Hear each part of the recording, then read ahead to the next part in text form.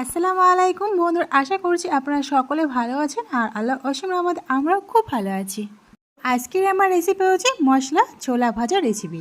Packet ছোলা ভাজা না কিনে বাড়িতে কিন্তু ঝটপট বানিয়ে ফেলতে পারেন আর সংরক্ষণ করে নিতে পারবেন কিন্তু 1 মাসের জন্য। তো চলো শুরু করা যাক। তো এখানে আমি 2 কাপের মতো কাবুলি ছোলা সারা রাতের জন্য আমি ভিজিয়ে রেখেছিলাম। আপনারা 8 ঘন্টা ভিজিয়ে রাখলেও হবে, কোনো অসুবিধা নেই।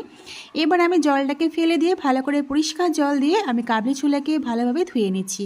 তো আমার ভিডিও যে যেখান থেকে পারছেন দেখছেন, দেশ বা বিদেশে বাইরে, তাদেরকে অসংখ্য অসংখ্য ধন্যবাদ আমার এই আজকের কাবলি ছোলার মশলা ছোলা ভাজার রেসিপিটা দেখার জন্য। তো এবারে এটাকে ভালোভাবে পরিষ্কার করে জল দিয়ে ধুয়ে নিয়েছি। এবার একটা কড়াইতে আমি পুরোটাই দিয়ে দিলাম। এবার একটু জল বেশি দিয়ে আমি সিদ্ধ করতে দিচ্ছি। এখানে কিন্তু খুব একটা বেশি সিদ্ধ করব না, একদম 10 মিনিটেই জাস্ট সিদ্ধ করে নেব। আমি প্রেশার কুকারে দিচ্ছি না, কারণ বেশি সিদ্ধ হয়ে যাবে বলে, ওই জন্য আমি কড়াইতে দিয়ে সিদ্ধ করছি।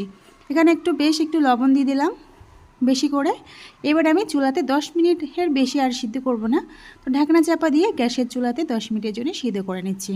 তো আমার চ্যানেলে যারা নতুন, তোমাদের যদি আজকের রেসিপিটা ভালো লেগে থাকে আর আমাকে যদি বন্ধ করতে চাও, তাহলে প্লিজ সাবস্ক্রাইব করে পাশে থেকে যেতে পারেন। তো এখানে আমি 10 মিনিটের মতো ভালোভাবে সিদ্ধ করে নিয়েছি। এবার 10 মিনিট পর এইগুলো জলটাকে ফেলে দিয়ে পুরো একদম ভালোভাবে পরিষ্কার করে আবার জল দিয়ে, ঠান্ডা জল দিয়ে ভালোভাবে পরিষ্কার করে ধুয়ে নেব। তো এবার আমি তুলে নিচ্ছি ছাঁকুনির সাহায্যে। খুব ভালোভাবে কিন্তু জলটাকে ঝরিয়ে নিয়েছি। আর এবার একটা পরিষ্কার কাপড় নিয়েছি, কাপড়ের উপরে ভালোভাবে ছড়িয়ে দিয়ে আমি কাপড়টাকে এবার দিয়ে ভালোভাবে ছোলাগুলো মুছে নেব, কাবলি ছোলাগুলো। এইভাবে কিন্তু বানাইয়ে কিন্তু আপনারা বন্ধুরা 1 মাসের জন্য কিন্তু এয়ারটাইট কন্টেনারে রেখে কিন্তু খেতে পারেন। আর ভীষণই মজাদার, একদম কিন্তু দোকানের থেকেও কিন্তু বেশি সুন্দর মজার হয়। কথা দিচ্ছি বন্ধুরা, একবার হলেও বাসায় ট্রাই করে দেখবেন। এবার একটা মশলা বানিয়ে নিই। ততক্ষণের জন্য আমি আগে থেকে মশলাটা বানিয়ে নিচ্ছি, আর ততক্ষণে আমার ছোলাগুলো একটু ভালোভাবে শুকনো হোক। তো 10 থেকে 15 মিনিটের জন্য আমি রেখে দিয়েছি কাপড়ের উপরে ফ্যানের তলাতে। এবার এখানে একটা বাটিতে আমি এখানে কাশ্মীরি লঙ্কা নিয়েছি, আর এখানে আমি চাট মশলা, এখানে ওই জলজিরা বলে যে, 2 ছোট ছোট প্যাকেটের সেই জলজিরা দিয়ে দিলাম 2 প্যাকেট। আর এখানে একটু গোলমরিচ গুঁড়া দিয়ে দিলাম অল্প পরিমাণে, আর এখানে একটু লবণ দিয়ে দিলাম অল্প করে, আর এখানে একটু বিট লবণ দিয়ে দিলাম অল্প করে। আর এবারে দেবো একটু চাট মশলা।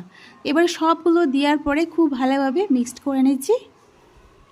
লঙ্কা গুঁড়া, চাট মশলা, আর হচ্ছে লবণ, বিট লবণ, যেটা খাওয়ার লবণ হয় সে, আর বিট লবণ, আর হচ্ছে চাট মশলা, এইগুলো দিয়ে আমি খুব ভালোভাবে একটা মশলা বানিয়ে নিয়েছি, গুঁড়ো মশলাটাকে।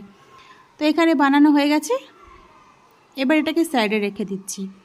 এবার একটা কড়াইতে আমি বেশি পরিমাণ আমি এখানে রিফাইন তেল দিয়ে দেব। তো এখানে তেলটা খুব ভালোভাবে গরম করে নিয়েছি। আর এখানে যে ছোলাগুলো একদম ভালোভাবে শুকনো হয়ে গেছে, ফ্যানের তলাতে দিয়ে 15 মিনিটের পর কিন্তু আমি ভাজতে শুরু করছি। আমি এখানে পুরোটা দেবো না, অর্ধেকটা দিচ্ছি, বাকি অর্ধেকটা আমি পরে ভেজে নেব। তো এবার গ্যাসের চুলাটা কিন্তু মিডিয়াম রাখতে হবে, বেশি জোরে দিলে কিন্তু পুড়ে যাবে আর ভিতরতে কিন্তু ক্রিপসি লাগবে না। তো এখানে আমি এইভাবে দিয়ে ভাজা করে নিচ্ছি। আর যখন দেখবেন যে কাবলি ছোলাগুলো উপরে ভেসে উঠছে তেলের উপরে, তখন বুঝে নিতে হবে যে কাবলি ছোলাগুলো পারফেক্টলি ভাজা হয়ে গেছে। তো দেখতে পাচ্ছেন খুব কম সময়ের মধ্যে কিন্তু যখন খুশি মন চাইলে কিন্তু বাড়িতে কিন্তু মশলা ছোলা ভাজা কিন্তু রেডি হয়ে যাবে। তো এই দেখতে পাচ্ছেন ছোলাগুলো কিন্তু একদম তেলের উপরে ভাসছে। আর এইভাবে খুব ভালোভাবে লাল লাল করে ভেজে নিয়ে আমি তুলে নেব।